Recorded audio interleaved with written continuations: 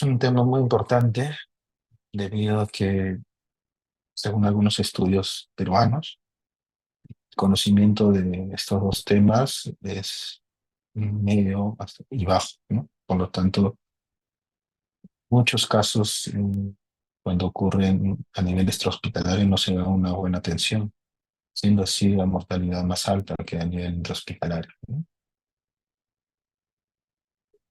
Entonces, en una pequeña introducción, tenemos datos de Estados Unidos, preferentemente. Hay algo de Perú también, pero es menor. En Estados Unidos se producen anualmente más de 356.000 paros, ¿no? La mayoría extrahospitalarios. Pues casi el 90% son mortales, o sea, solo un 10% puede sobrevivir, ¿no? Durante o al alta de hospitalización, antes del alta de la hospitalización. Se calcula que la incidencia de paros cardíacos extrahospitalarios no traumáticos asegurados por los servicios médicos en urgencias en personas de cualquier edad es de 356.000 o casi 1.000 personas al día. La supervivencia, como habías mencionado, es alrededor del 10%, ¿no? Especialmente los hospitalarios. Según datos en el 2020, pues, con mayor frecuencia se presentan en hogares o residencias. En entornos públicos un 15% y la mayoría, o un poquito más de la mitad, el 50.1%, no es presenciado por ninguna persona. Entonces, estos tiempos que transcurre desde que ocurre el paro hasta que podemos darle las medidas iniciales son de importancia para el paciente. Mm, Todavía a nivel extrahospitalario, no está, eh, no tiene la capacidad de afrontar estos problemas si es que ocurre en un call center o en el colegio, ¿no? Por la escasez de ideas que hay, ¿no? Que son los desfibriladores externos. Entonces, los momentos pueden ser en cualquier lado, ¿no? Pueden ser extrahospitalarios, intrahospitalarios, en el campo de fútbol, como se ve, ¿no? En algunas ocasiones en los futbolistas o en otro tipo de deportes, en la calle, ¿no? Entonces, mm, nosotros como médicos tenemos que tener los conceptos básicos y la práctica necesaria para iniciar una reanimación cardiopulmonar. Entonces, hay un registro de reanimación cardiopulmonar en Perú, muy antiguo, pero nos sirve para especificar la importancia, ¿no? La conclusión es que en el Perú, a nivel de conocimientos en el personal de salud, médicos, enfermeros, internos y estudiantes, el conocimiento sobre la reanimación cardiopulmonar es de medio a bajo, siendo o no teniendo específicamente una forma de llevarlo porque no está sistematizado la adquisición de los datos en una RCP, ¿no? Como en otras partes.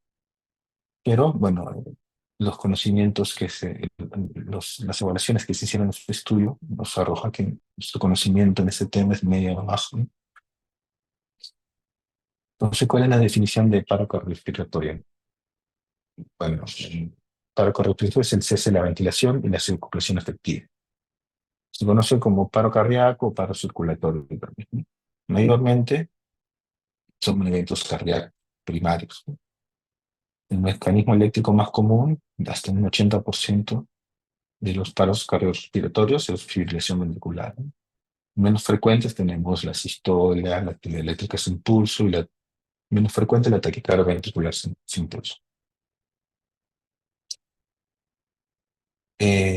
Bueno, una comparación en lo que es el paro cardiorrespiratorio intrahospitalario versus hospitalario. La incidencia es mayor a nivel extrahospitalario, ¿no? Las edades son parecidas, 66, 65 años. Los ritmos de paro, bueno, son no desfibrilares en ambas partes, casi por igual. No tenemos una diferencia así marcada en los tiempos, ¿no? Esos tiempos son importantes, ¿no? Mientras que a nivel intrahospitalario el tiempo para dar soporte vital, administración de medicamentos y manejo de vía aérea son rápidos, ¿no? Inmediatos. Mientras que en este hospitalario depende mucho de en qué lugar se encuentra el paciente, si se encuentra, hay personas a su alrededor, hay gente con experiencia una ambulancia cerca para darle el soporte vital avanzado, ¿no? Entonces, por lo tanto, que la probabilidad de sobrevivir es mayor a nivel intrahospitalario que extrahospitalario. Entonces, las causas de paro cardiorrespiratorio, ¿no? Hay múltiples causas por órganos. eh, También hay causas reversibles que se tienen que evaluar en la evaluación secundaria que tenemos en el algoritmo de reanimación cardiopulmonar. Etiologías cardiovasculares, entre las más frecuentes, síndrome coronario agudo. También hay arritmias, por ejemplo, bloqueos completos, AV completos. Eh, Después, taponamiento cardíaco, disección de aorta, ¿no? Respiratorios, tromboembolismo, uno de los más frecuentes también que pueden llevar a paro. Neumotórax, espontáneo traumático. A nivel metabólico tenemos acidosis, trastornos electrolíticos, especialmente el potasio. Neurológicos, los ACVs, hemorragias cerebrales, ataques epilépticos, shock, y otros traumas a la cabeza, ¿no? Los más frecuentes. Las 4H o las 4T, pues tenemos unas causas reversibles, redundando un poco la información, trastornos del potasio, hipotermia, hipovolemia, hipoxia, ¿no? Y en las 4T, taponamiento, neumotórax de tensión, trombosis, tanto coronaria como pulmonar, es tromboembolismo pulmonar, y toxinas, ¿no? Pueden ser los fármacos. Entonces, ¿qué hallazgos en el examen físico podemos evaluar? ¿O qué hallazgos nos puede dar una posible etiología? Recordemos que en el algoritmo, y lo vamos a ver después, tenemos ante evaluaciones en soporte vital, avanzado y básico, y aparte tenemos evaluaciones primarias y secundarias, ¿no? Dentro de estas, pues tenemos que evaluar las posibles etiologías para tratarlo, ¿no? Por ejemplo, si hay alteraciones en la auscultación, disminución del murmullo, a nivel pulmonar, pues podemos evaluar si es un neumotórax, edema agudo pulmón, si es que hay un soplo de no, un soplo, podemos evaluar alteraciones en las válvulas, ¿no? Por ruptura papilar, en el contexto de un infarto puede ser. Y tiene bradicardia, taquicardia, algunas alteraciones propias como bloqueos AV incompletos o toxicológicos, ¿no? Algunos fármacos que pueden dar bradicardia también. Otros tipos de intoxicaciones, disturbios ácido-base, acidosis metabólica, evidentemente, ¿no? Algunas alteraciones en el abdominal, por ejemplo, rigidez a la palpación, masa pulsátil, rigidez, podemos hablar de algún abdomen quirúrgico, una infección o hemorragia, ¿no? Si es que ya tiene un trauma, por ejemplo, ¿no? Una masa pulsátil, una ruptura de la misma abdominal. También si tenemos hemodiálisis, bueno, fístulas de hemodiálisis en paciente, pues puede haber alteraciones de potasio, por ejemplo, la hipercalemia, ¿no? Que nos puede llevar a un paro cardiorrespiratorio también. Alteraciones de la piel y neurológicas, ¿no? Entre las neurológicas, pues déficits motores que nos pueden hacer sospechar de un paciente tiene un stroke, ¿no?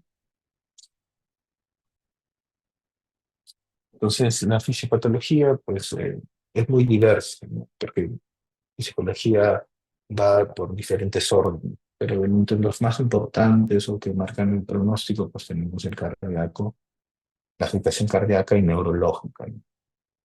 Entonces, el paro cardíaco, pues es una pérdida, como se había mencionado, abrupta, ¿no? Flujo sanguíneo. Entonces, cuando pasa esto, hay una pérdida de los vasos reflejos, ¿no? Y un aumento de la resistencia muscular. Entonces, hay un deterioro del flujo sanguíneo anterógrado. Y bueno, con afectación obviamente pulmonar, que dura más o menos de 30 a 60 segundos después del inicio del paro. Entonces, eh, esto va a llevar a una activación simpática. Se libera noradrenalina, ya sea sistémico como local, y neuropeptidoide. Esta liberación de noradrenalina nos va a ocasionar un aumento de la vasoconstricción a nivel microvascular, ¿no? Entonces, este aumento de la vasoconstricción pues, puede ocasionar mayor hipotensión y menor intercambio también de oxígeno a nivel tisular, ¿no? Entonces también tenemos que va a haber un aumento de lo que son las citoquinas y el complemento. Especialmente se activa la cascada del complemento y se liberan las angiotensina proinflamatorias, ¿no? C3A, C3, C4A, C5B, 5A. Y bueno, eso va a causar adherencia de los leucocitos y mayor inflamación. Además, va a causar una activación plaquetaria, disminución del flujo sanguíneo. Además de esto, va a ocasionar lo que es un aumento de la permeabilidad vascular y edema por consiguiente a nivel del miocardio. ¿Qué pasa a nivel linfático? Pues como eh, va a haber lo que es un aumento de líquido a nivel este, extracelular o intersticial, pues a nivel linfático no va a haber un acúmulo, ¿no?, de este líquido porque no va a drenar a nivel linfático, va a haber una disminución a este nivel. Entonces va a haber mayor retención de líquido o edema intersticial. Va a empeorar lo que es también la hipoperfusión, la perfusión y hipoperfusión. Entonces, además de las citoquinas, se van a liberar también los restantes de oxígeno que van a ocasionar lo que es el daño de la membrana. Este daño de la membrana, de por sí, tanto la hipoperfusión como las alteraciones vasculares, pues van a ocasionar un aumento de la acidosis, disminución del fosfato, bueno, es útil para la energía, aumento de calcio citosólico. Entonces, todo esto va a ocasionar un colapso a nivel de mitocondrial y también del corazón, de la función de los cardiomecitos, ¿no?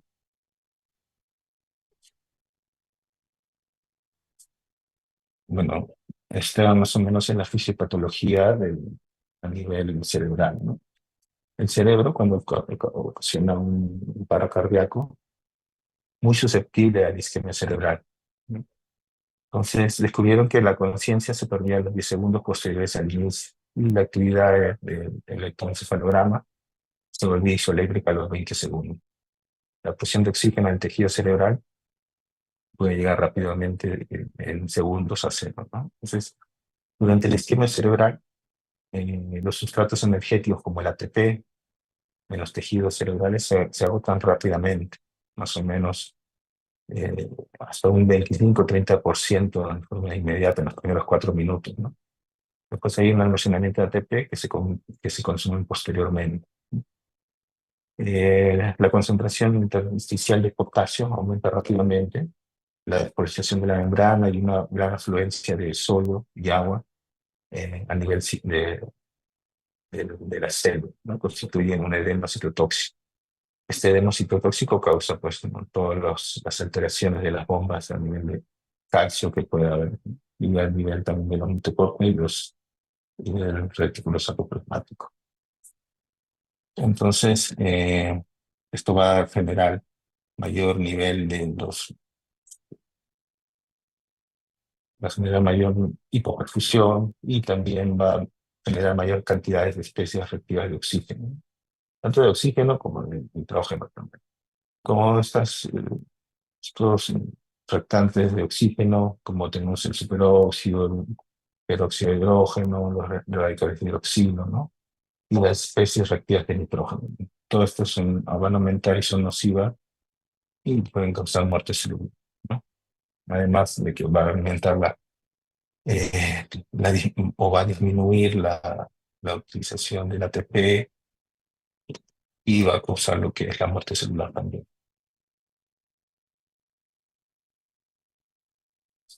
Entonces, esto pasa durante el paro. ¿Qué es lo que pasa? Disculpe un poquito.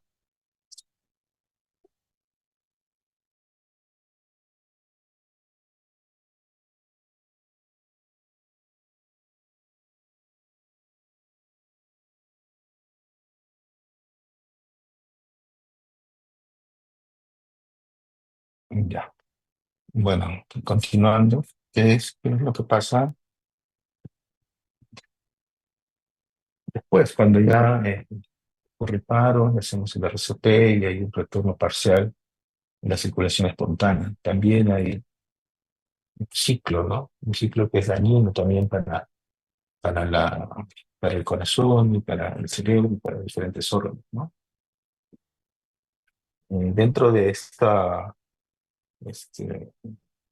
de esta recuperación de la circulación ya tenemos la parte de recuperación en las unidades de cuidados críticos, ¿no? Donde le dan ya asistencia ventilatoria, hemodinámica, pero hay ciertas noxas que continúan posterior a la recuperación del paro.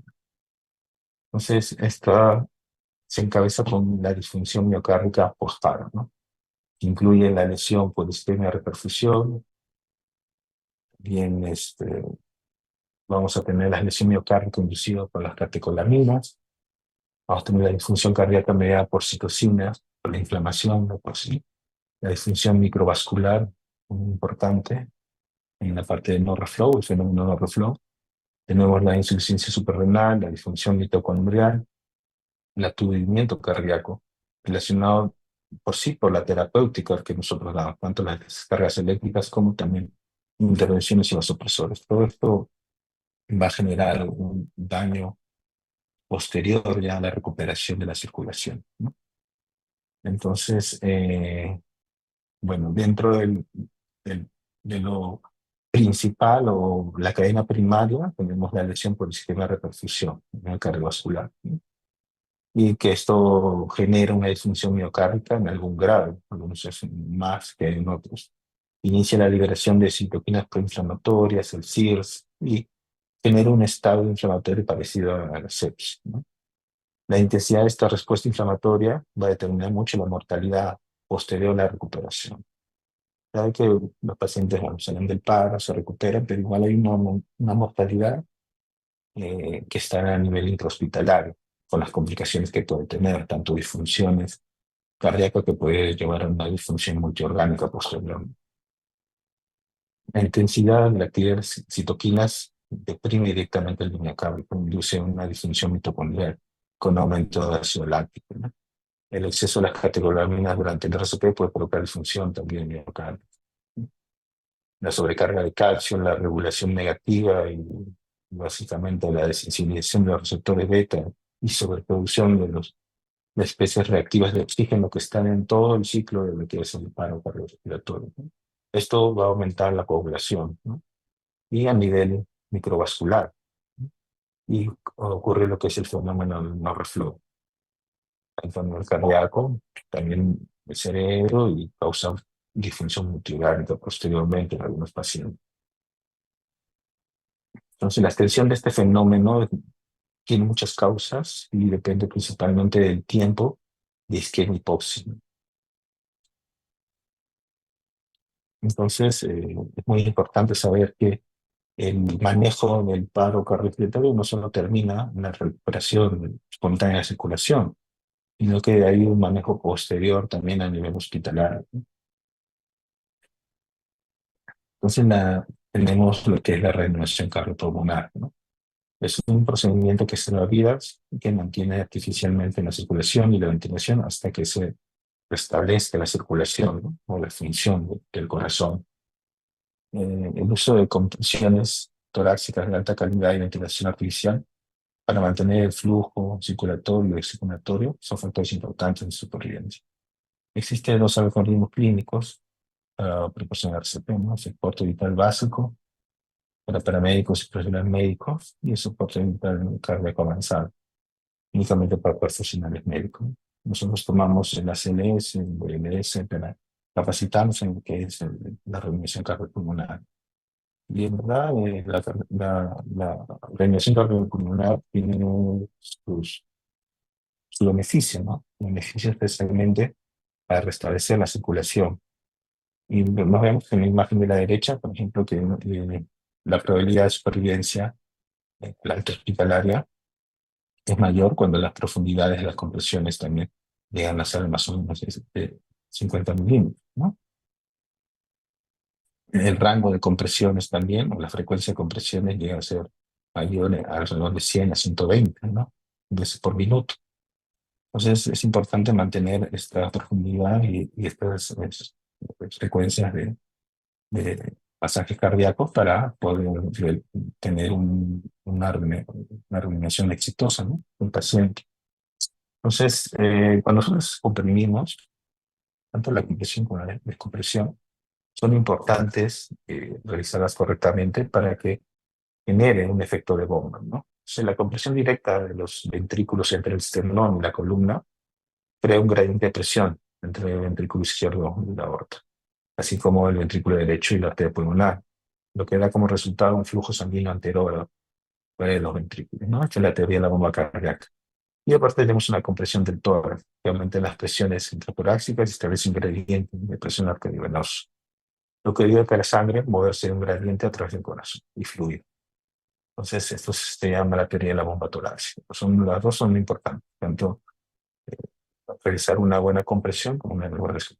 Entonces, en la descompresión, los ventrículos se rellenan, ¿no? Mientras que las válvulas venosas evitan el flujo retrógrado desde el corazón a las cavidades derechas, las venas sistémicas.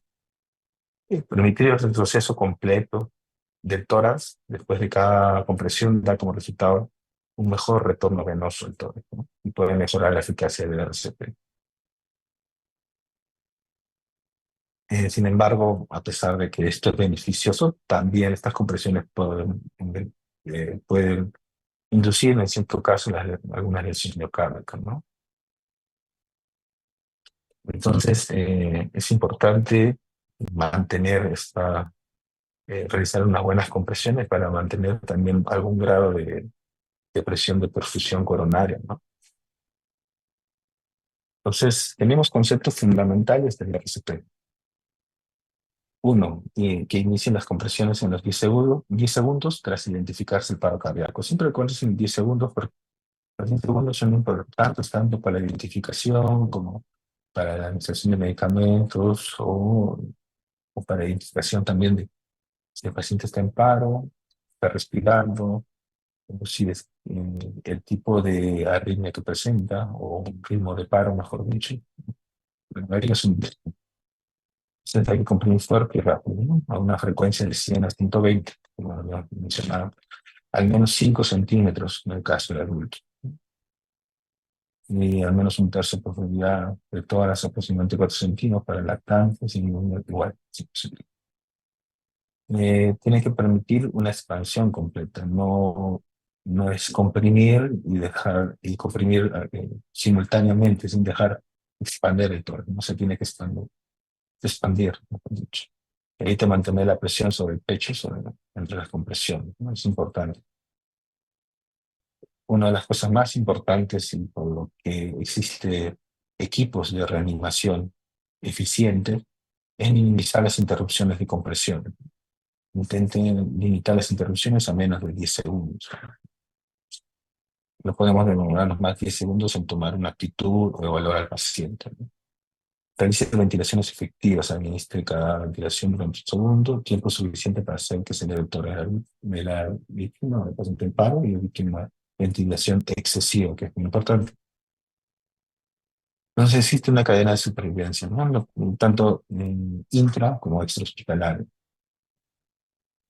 Tiene ciertos objetivos y pasos en la cadena de supervivencia, pero mayormente es en caso de extrahospitalario, tienes que, cuando ves a un paciente en paro, pues tienes que identificar y llamar al servicio de emergencia, ¿no? Y después realizar un RCP, los conocimientos que obtengas de alta calidad. En cambio, a nivel hospitalario, pues ya existe claves para, eh, para activar este sistema de emergencia y normalmente acuden, si es que es un ámbito de hospitalización o hospitalización de cirugía muy simple, lo que es unidad de cuidados, ¿no? Los médicos de unidad de cuidados intensivos, ¿no? Y laboratorio, y aparte damos las primeras RCP de alta calidad, ¿no? Hasta que vengan con todo el equipo de fibrilación y posteriormente van a las unidades de cuidados postparos, que normalmente son la UCI, y posteriormente una recuperación. Entonces, acá hay una cadena que todos los pasos son importantes, porque todos los pasos te van a definir la, la mortalidad. Independientemente del lugar donde se origine un paro, el cuidado posterior a la reanimación converge tanto en urgencias hospitalarias o en una unidad de cuidados intensivos, ¿no? Los pacientes que logran un retorno de circulación espontánea después de un paro presentan procesos fisiopatológicos complejos, como le habías mencionado, el síndrome postparo cardíaco, que tiene alteraciones específicas que marcan la mortalidad. Incluye la lesión cerebral postparo, disfunción miocárdica, isquemia sistémica y respuesta de reperfusión, y patologías agudas y crónicas presentes que han precipitado el paro. Estos parámetros de medición son importantes para, para evaluar, ¿no?, la calidad de RCP, porque habíamos mencionado que es una RCP de alta calidad. La incidencia de RCP iniciada por un testigo presencial. Es muy importante, ¿no? Si no hay un testigo presencial, ¿cuánto tiempo habrá pasado desde el paro hasta que se encuentre el paciente, ¿no? Intervalo desde el colapso hasta la colocación de fibra, ¿verdad? Mientras menos tiempo es mejor. Intervalo hasta el manejo avanzado de la vía aérea. Intervalo hasta la primera administración de medicamentos y la supervivencia intrahospitalaria. Una forma de dar una monitorización de estos pacientes en el RCP y con el dióxido de carbono en la respiración, ¿no? Es un indicador relativo de gasto cardíaco y también puede indicar la recuperación de la circulación espontánea. Entonces, en la evaluación tenemos un enfoque sistemático, ¿no? ¿Qué quiere decir? Bueno, tenemos ciertos pasos que tenemos que seguir de forma ordenada y para la reanimación del paciente. La evaluación inicial va a ser un visual y de seguridad del escena.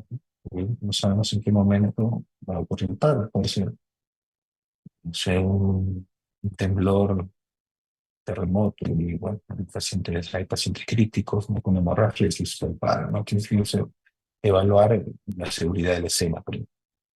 Evaluación de soporte vital básico, ya la vamos a ver.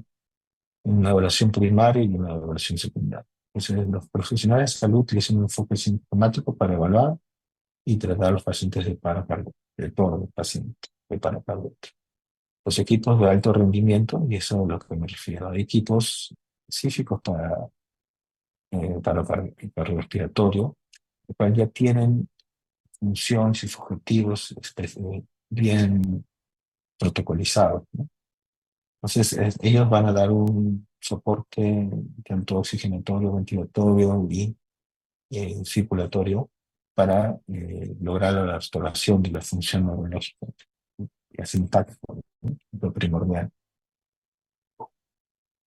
Entonces, aquí hay un cuadro, un algoritmo un poco más detallado, ¿no? El paciente está en impresión visual inicial, ¿no?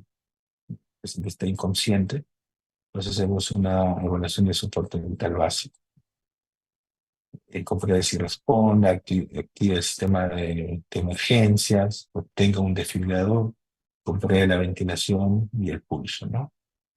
Y bueno, si no tiene pulso, vamos a iniciar el RCP. Y este es el problema, ¿no? Que no siempre hay desfibrilador. A veces ocurre el paro en los malls de compras y no hay un desfibrilador, ¿no? O viene después de 20 minutos. Entonces, todo este tiempo es importante para el paciente, ¿no? Entonces, iniciamos el RCP básico y después va a haber una evaluación primaria y secundaria. ¿Quiénes normalmente hacen esta evaluación primaria? El equipo de alto rendimiento. Pues este enfoque se baja principalmente en RCP temprano, con un manejo básico de vía aérea y de fibrilación. No incluye todas las técnicas avanzadas de vía aérea ni administración de medicamentos. Tiene que estar claro que este enfoque inicial es manejo de vía aérea y de fibrilación, básicamente con el DER. Mediante el uso de esta evaluación, cualquier profesional de salud puede prestar soporte o restaurar la oxigenación, ventilación y circulación. Entonces, ¿qué es lo que debemos evitar? Es importante. ¿Qué no hacer? Análisis prolongado del ritmo, ¿no? Es un análisis adecuado y rápido del ritmo, 10 segundos, como ya mencionaba. Comprobación de pulsos frecuentemente, ¿no? Y un poco evitando las compresiones, peor todavía. Ventilación prolongada, movimientos innecesarios del paciente. Si se dan cuenta, acá hay un gráfico con el nivel de presión de perfusión del coronario. Entonces, cuando vamos haciendo las compresiones, pues va a mejorar, ¿no? La presión de perfusión coronaria. Y cuando interrumpimos, no va a haber. Entonces, estos baches que ocurre por la inexperiencia a veces, pues es vital para el paciente. Entonces, la restauración de la circulación espontánea no se produjo hasta que se alcanzó una presión de perfusión coronaria mayor de 15. Durante el RCP, o igual es improbable, les había mencionado, que al final la evaluación del dióxido de carbono, si es menor de 10, es improbable que ocurra una restauración de la circulación espontánea. Entonces, en la parte de soporte vital básico, vamos a, como se había mencionado, ¿no? Vamos a comprobar si el paciente está inconsciente, y si respira o no, y si tiene pulso o no. Entonces, hay algunas formas de realizar que la guía de soporte vital cardiovascular avanzado nos recomienda. Es la guía americana. Podemos preguntar con voz firme si está bien, golpearlo ligeramente para comprobar si responde. Si no responde, pues habrá que pedir ayuda, avisar para que avisen emergencias y consigan un DEA, ¿no? Importante. Después comprobar la ventilación. ¿Cómo lo compruebas? Pues observas el tórax del paciente, si es el dedo desciende, durante de 5 a 10 segundos, no más 5 a 10 segundos, no prolongar este tiempo, ¿no? Comprueba el pulso también hasta 10 segundos. Y si no se detecta ninguna de las dos, pues empezamos lo que es la reanimación cardiopulmonar con las compresiones, ¿no? Cuando viene el desfibrilador, colocarle el DEA para detectar si tiene ritmos desfibrilares y lo hará. Entonces, la evaluación, después de nosotros estamos realizando este soporte vital básico con compresiones y descargas con el DEA, y bueno, va a llegar lo que es el equipo de detención de alta calidad. Normalmente deberían ser 6, pero también hay equipos de 3, más o menos se van distribuyendo las funciones, ¿no? Y después pueden hacer una evaluación primaria. En la evaluación primaria se continúa evaluando al paciente. A menudo los miembros de un equipo de alto rendimiento llevan a cabo las evaluaciones, tanto las evaluaciones primarias y secundarias como el soporte vital básico. Recuerde evaluar primero y después realizar la acción. Es importante. La evaluación primaria, como les he mencionado, A, B, C, D. La A es de vía aérea, la B es de buena ventilación, la C de circulación, la D déficit neurológico y de exposición. Entonces, básicamente hay preguntas concisas como evaluar al paciente y posteriormente hay que tomar la acción. Si la vía aérea está permeable, si está indicado el uso de manejo de vía aérea, ¿no? Manejo de vía aérea eh, más simples que una intubación, como tenemos las cánulas orofaringeas o nasofaringeas, ¿no? Que son importantes para el manejo de vía aérea. Una buena ventilación, una adecuada oxigenación.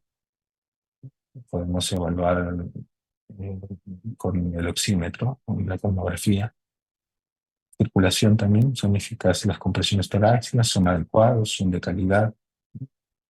Está establecido un acceso intravenoso, intraóseo. Hay una recuperación de la circulación espontánea. Cómo está el pulso, es necesario administrar medicamentos, es necesario administrar volumen, en caso de pacientes con pérdida sanguínea. Déficit neurológico, compruebe la función neurológica, ¿no? Evalúe rápidamente la capacidad de respuesta y conciencia del paciente, ¿no? La exposición en la ropa para realizar un examen físico adecuado. La evaluación secundaria se realiza un diagnóstico diferencial, ¿no? Incluye la obtención ya de una estructura clínica más focalizada y la búsqueda de algunas causas que pueden haber desencadenado el paro. Usamos una hemotecnia, realizamos, ¿no? Signos S, signos y síntomas, A, de alergias, M, de medicamentos, P, de prehistoria clínica, la L de la última comida consumida, y E de evento, ¿no? Signos, síntomas, dificultad respiratoria, fiebre, dolor abdominal, hemorragia, etc. Alergia a medicamentos es importante. Hay pacientes que, por ejemplo, no solo a medicamentos, sino a algunos alimentos también son importantes las alergias que pueden llevar a un shock anafiláctico, infarto, ¿no? Medicamentos, ¿no? Especialmente de los que sospechan de intoxicación por fármacos, ¿no? Los que toman varias pastillas para intento de suicidio, ¿no? Es importante evaluar y preguntar si se le encontraba al paciente con medicamentos a su alrededor o qué medicamentos utilizaba también como su tratamiento de base, ¿no? La historia clínica, antecedentes médicos, familiares, cirugías anteriores, tanto, y eventos, ¿no? Riesgo en el lugar, tratamiento desde el inicio de la enfermedad, lesiones hasta su evacuación, tiempo estimado de inicio en entornos extrahospitalarios. Entonces, los equipos de alto rendimiento, bueno, son esenciales para realizar los intentos exitosos de reanimación. Para funcionar, deben ser eficaces y se debe enfocar en cosas muy estrictas, como el tiempo, la calidad, la coordinación y la administración.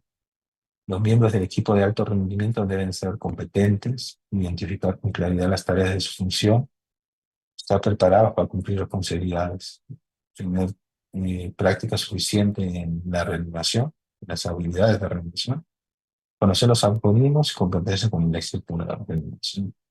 Esto es importante porque van a intercalar en las funciones normalmente, o a veces no son seis, son tres. Esto es lo adecuado, ¿no? Va a haber una persona, un profesional de salud que va a ir en la vía aérea, compresor, y otro que va a estar con el monitor desfibrilador, ¿no? Entonces estos tres se pueden ir intercambiando, ¿no? Porque obviamente el compresor se puede cansar, son las compresiones. Va a haber un líder que va a saber la función de todos y va a tomar decisiones. Va a haber alguna persona que esté encargada de los medicamentos y del acceso intravenoso intraóseo, y un encargado de los registros que te va a monitorizar lo que es el tiempo. Sí, la epinefrina necesitamos que se coloque cada 2 o 3 minutos, cuando ya no van a avisar, la calidad del RCP, tenemos que monitorizar. Entonces, todo esto es importante para lograr un éxito, ¿no?, en la reanimación. Algunas sugerencias, algunas recomendaciones que nos dan, por ejemplo, para evitar el tiempo en el cual nosotros vamos a desfibrilar, hay que precargar el desfibrilador, ¿no? 15 segundos antes de un análisis de ritmo, de 2 minutos. Realizar una comprobación de pulso durante la fase de precarga, ¿no? Mientras está haciendo la precarga, alguien va a comprobar el pulso. En anticipación de un ritmo organizado. Después evalúa ese ritmo y ves si vas a desfibrilar o no. El compresor mantiene las manos suspendidas sobre tórax, no retirarlas completamente. Tener listo el seguimiento compresor, el siguiente compresor, diga, para que retome las compresiones de inmediato. Tiene que ser un cambio rápido para realizar las compresiones. Intubar sin interrumpir las compresiones, importante. Administrar fármacos durante las compresiones y considerar los protocolos que menos pausas tengamos. Entonces, estos son los ritmos de paro, ¿no? Hay ritmos desfibrilares, como un primero que es una fibrilación ventricular, un ritmo caótico ventricular. O tenemos también la taquicardia ventricular sin pulso, ¿no? Todos son síntomas de fibra. Son los ritmos no definidos, tenemos la sistolia, que es la tercera imagen, y bueno, la actividad eléctrica sin pulso. Entonces, hay una diferencia en el RCP de los dos, ¿no? Una diferencia muy importante que es la utilización del desfibrilador. Entonces, van a iniciar el RCP, van a administrar oxígeno, aumenta el 100%, conectar el monitor desfibrilador y vamos a identificar si el ritmo es desfibrilador o no. Si, por ejemplo, tenemos el primer ritmo, el primer EKG, pues una fibrilación ventricular y es desfibrilar. Entonces, realizamos una descarga. La descarga en monofásico de 360 joules y en bifásico de 120 a 200. Si no conoces, la máxima disponible tenemos que descargar. Y después realizamos RCP de 2 minutos mientras colocamos un acceso, ¿no? Intravenoso, un óseo, y evaluamos el ritmo de si es desfibrillable o no. Si no es desfibrillable, bueno, si no es desfibrillable, por ejemplo, está en la sistole, pasamos al algoritmo de la sistole, ¿no? Si es desfibrillable, pues otra vez realizamos la desfibrilación y hacemos RCP de 2 minutos. En este momento podemos incorporar adrenalina de 3 a 5 minutos, ¿no? Y considerar el uso avanzado de vía aérea. Ya estamos a este nivel, a nivel hospitalario, estamos, pues, sí, podemos intubar al paciente y hacer un buen control con capnografía, ¿no? Y continuamos mientras tanto, seguimos continuando la recepción, ¿no? Y hacemos otra comprobación del ritmo. Si es individual, le hacemos una tercera escala, ¿no? Y así continuamos, ¿no? Y hacemos igual otra RCP de 2 minutos y podemos colocar lo que es amiodarona o lidocaína y tratar las causas reversibles. Evaluar todas las causas reversibles y tratarlas. Estos algoritmos pueden intercambiar porque por ejemplo, estar en ritmo de fibrilación, pues después ir a sistolia, ¿no?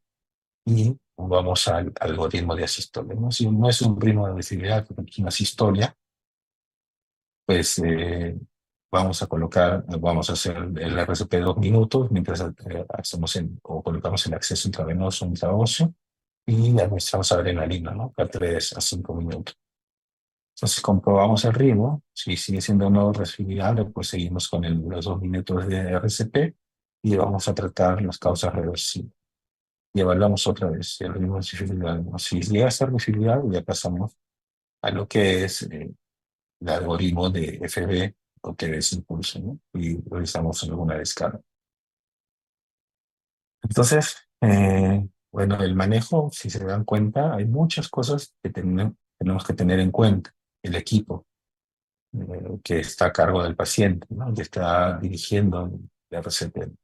Tanto es darle un soporte hemodinámico, manejo de vía aérea, administración de medicamentos, que puede ser adrenalina, amiodarona, lidocaína, evaluar los accesos y la parte que está encargada de lo que es el RCP, ¿no? Desfibrilación y manejo de vía aérea. Entonces, probablemente estando solo es muy difícil, ¿no? Cumplir con todo eso. De dos se podría hacer, pero lo indicado para que haya un correcto soporte, 6 personas serían indicado, ¿no? Dentro de ellos incluir el líder, ¿no? Entonces, los fármacos que utilizamos, la amiodarona, la adrenalina y la lidocaína, ¿no? La adrenalina de 10 miligramos, pues, la solución de 10 mililitros a 0,1 miligramos es un miligramo. Administrado cada 3 a 5 minutos durante el RCP.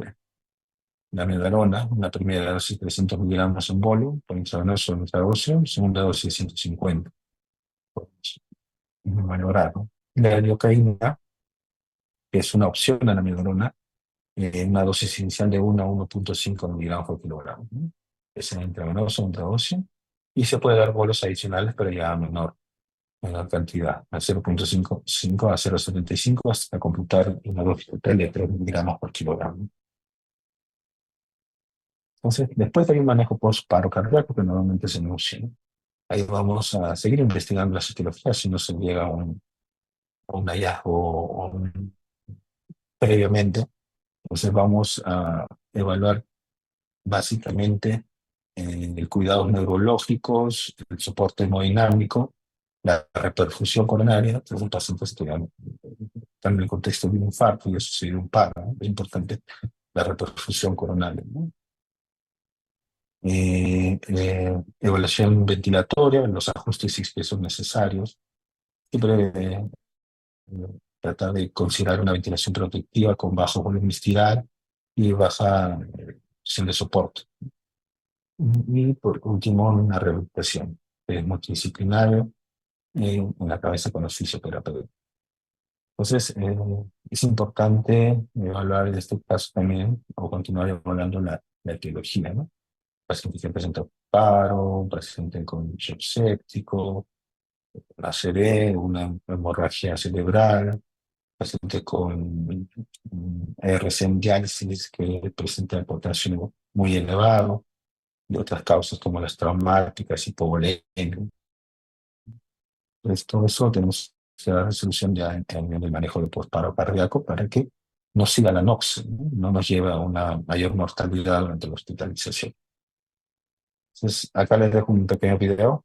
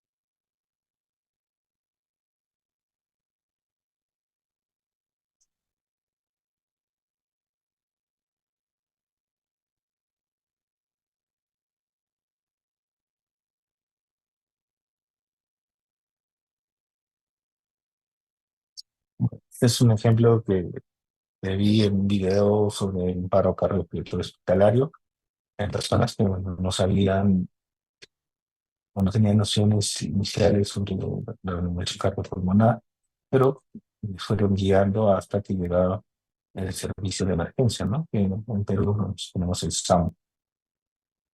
Entonces, bueno, con este video terminamos la exposición. Entonces, si tendrán algunas preguntas, lo pueden hacer escritas por el chat o pueden abrir su micrófono, ¿no? Para comentar.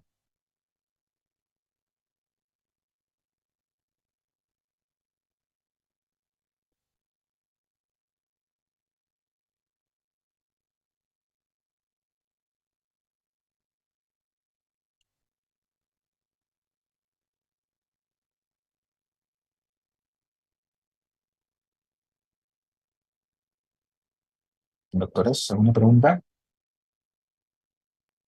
Está claro, doctor.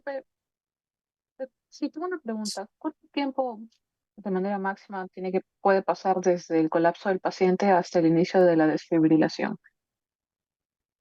Ah, buena pregunta.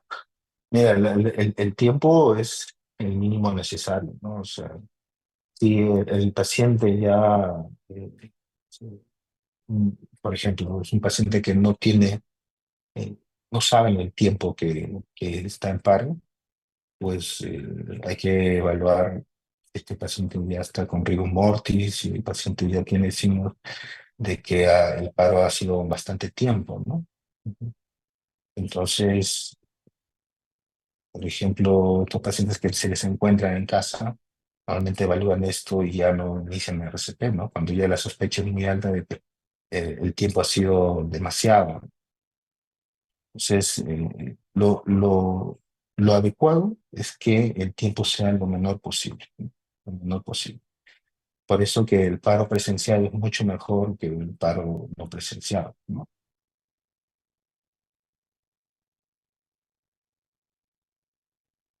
Sí,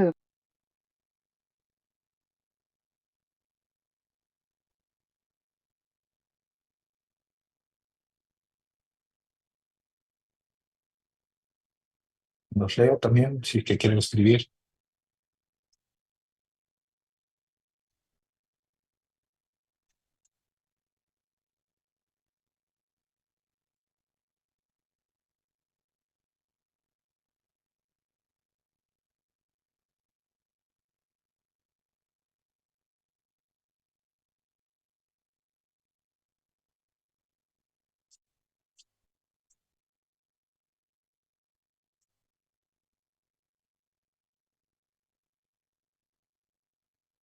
Nada, una pregunta más.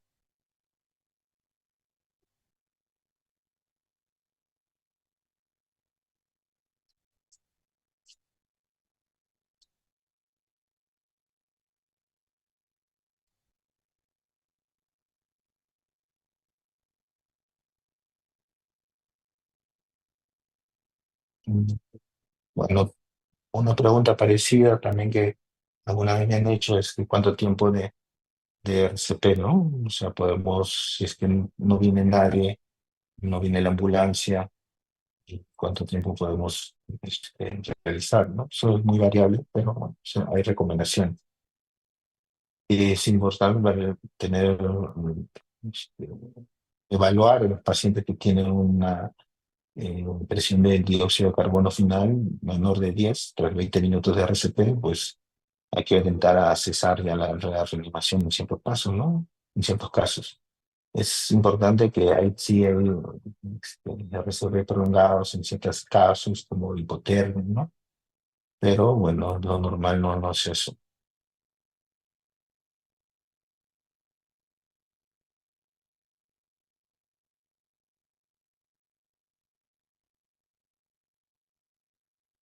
¿Tiene alguna otra pregunta?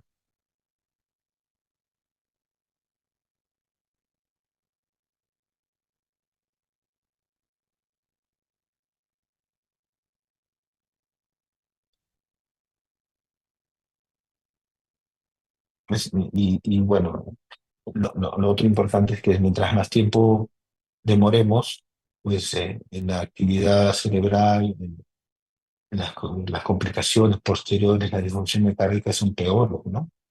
Entonces, por eso es lo mínimo necesario. Hay estudios, bueno, que dicen que, bueno, que 10 minutos o 15 minutos, si le damos una RCP de alta calidad, el 80-90% se recupera con un buen estado neurológico. Pero es variable todavía, en algunos estudios me dicen menor tiempo inclusive. Entonces, lo importante es actuar a tiempo y realizar un RCP de buena calidad.